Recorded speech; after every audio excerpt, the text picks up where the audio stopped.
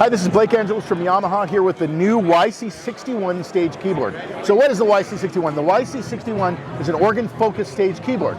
So you notice immediately when you look at this instrument, there's this cool set of drawbars over here. So it has a whole drawbar organ section. There's 3 different tone wheel organ models, H1, H2, H3, and then there's 3 different FM organ models that do things like pure sine wave. It also does more of the combo organ sound of a British or an Italian transistor combo organ.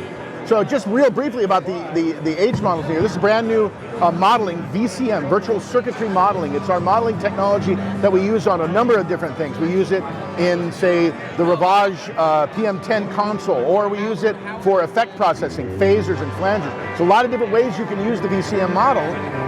And in this case, we use VCM modeling to create these 3 H models of different types of tone wheel. There's also VCM modeling for the rotary speaker combination as well. So I'll just start with that real quick. So let's play some of that. I'll bring up a live set here of where are you at?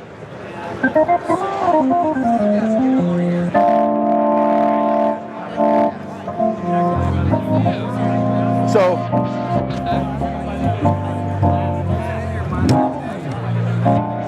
I have all the drawbars right here.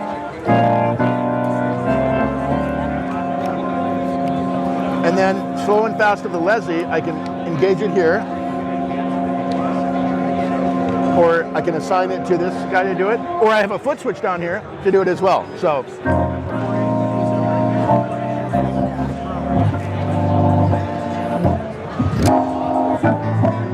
that's this one. I want to show you some cool things about this. So when it comes to these tone wheel organ sounds, you want to be able to have some control over how they sound. Things like leak level, key click. I can adjust that by going into my settings in here and going to organ settings and say, well, I want a little bit more leakage. So tone wheel leakage is that sound where it has different harmonics. Or I can take it all the way out if I want. Or things like key click. I can either have a lot or basically none. So I can kind of customize it from that H1. Now the H1 is the purest tone wheel. The H2 and H3 give you kind of more played in characteristics. You know, like the H3 is like one that's been sitting in a club for a while. The H2 is one that's maybe been on the road a little bit. They have just different kind of characters and qualities. So you have some choices there. I want to show you some things also about the rotary speaker in here. If I select oops.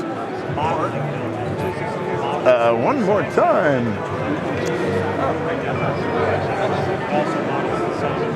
So rotary speaker is here. Now there's a thing called background noise right here. So I'm going to go ahead and crank the background noise all the way up. So it's a lot right now. Now when I increase the speed of the rotary, you hear, okay, right? Okay, now if I stop it, you hear it go around, right?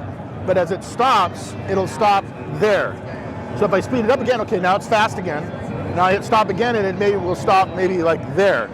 So it's a really very accurate, truthful model of a rotary speaker. It really sounds great. So I like to have a little bit of background noise in here because it just gives you that feeling of a tone wheel organ. So there's also the F models in here, and I'll kind of bring those guys up. This is a pure sine wave organ using the 8-operator FM synthesis. The thing I like about this is that it's got a lot of low end in it because unlike a tone wheel organ, the FM doesn't have any foldback. So it's a pure sine wave with a lot of bass in the low end. So it's actually something.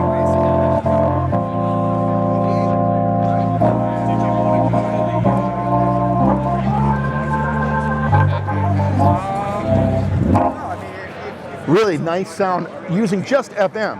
The other one, F2, would be like more of a British transistor organ. F3 is more like a Italian transistor organ. So one of them has a little bit more of a sawtooth waveform. The British one has more of that pulse wave and things like that. So that's the organ section. I'll move on. Now you notice I'm just switching sections on and off. Now if I want to save a setting, I save it into what's called a live set. So I can either turn on a section or I can just go over here to my live set and bring up my piano. So here it is, CFX. This is the 9-foot CFX concert grand. I've got to find my sustain pedal down here.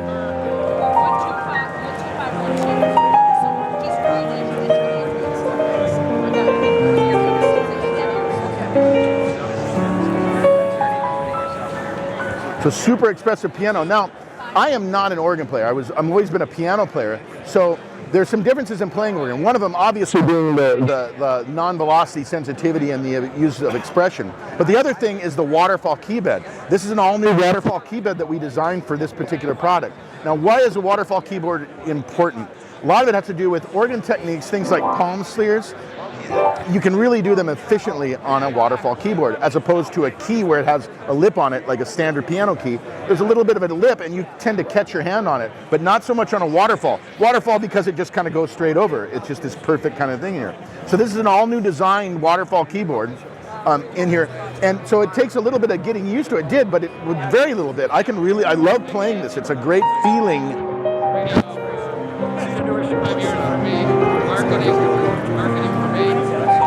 In fact, I just played my first gig. We announced it on Thursday, and I had a gig on Saturday, just me and a bass player. So I got to play it for the first time, and it was glorious. For one thing, what's great about going to the gig is, and it's not because I've been working out, it's 16 pounds. So it's very lightweight, but it's still aluminum alloy. It still has wood side panels. So it's still, we have a lot of metallurgy skills at Yamaha. We make a lot of stuff. So they've really made this nice, lightweight, very strong instrument right here. So there's pianos in here. There's electric pianos in here as well. There's synthesizers. There's mono synthesizers as well. So if I go in here and grab maybe this guy right here. So there's a mono mode with portamento in here as well. We have some kind of cool things, especially for a stage keyboard. Things like sweeping a filter. I want to be able to sweep a filter, but I only have a single knob to do it. That's great. I don't have to think about what is cutoff frequency and resonance. One knob does it all. Filter and EG, so it keeps you in the music. You don't have to, think about what's going on all the time. It's a great one-to-one interface. And then there's all sorts of effects. Both of the key sections have their own insertion effect. There's an effect processor here as well that I can route to wherever I need it. If I need a third effect on my keys here, or I need an extra effect on the drawbar organ over here, I can add it there. The effects, there's tons of different effects. There's everything from reverbs and choruses, but there's also virtual circuitry modeling, phasers, flangers. There's a slicer, there's a looper delay, there's a tap tempo delay. There's tons of different things in here. Really cool, usable effects. So you can do a lot of really creative things with this instrument. Then you have the speaker amp combination over here where the rotary speakers sit. There's also a brand new case effect in here. And again, you just switch it on to switch it on, point it where you want it. The case is a new virtual circuitry modeling effect of a speaker amp combination for an electric piano, a vintage kind of sound there. And then you have a reverb and the 3-band EQ with sweepable mid over here. It's also a 2-channel audio and MIDI interface. So 2-channel stereo channels audio and then MIDI connectivity to the computer. Every one of these front panel settings here will record in a DAW, so you can automate the entire front panel when you record it.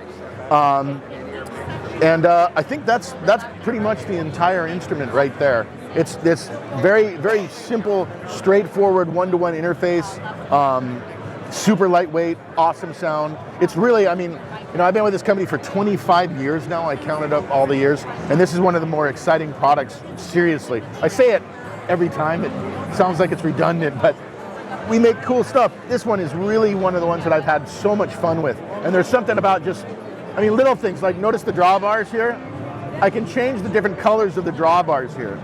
So like here, my upper manual is blue, my lower manual's red. Speaking of manuals, what if I have a keyboard at home? I have a little 61-note keyboard. What if I want to use that for the lower manual? I can set it up so the lower manual only responds to the lower end. Let's say I have an 88-note weighted keyboard. That's an older one. I like the action, but I don't like the sound. I just want to be able to play that key section and the piano in here. I can set it up so it's only playing the key section, but the organ section is still open for me. So there's different ways to use it in that way too. It's really, really well thought through. And there's little things, attention to detail in the design. See where the logo is there. Pretty cool. So on top of the keyboard, you can see the thing there. You notice the case is awesome. There's a little piece of material here that you see the colored piece of material. It's mirroring the drawbars. So there's little things about it as far as just hip-looking stuff. Great case too. Really, really nice plush inside. And That's pretty much it. I think that's really it this time. So this is the YC61 stage keyboard. It'll be available in the springtime, we're thinking, right now. But we're showing it here. It's new for NAMM 2020.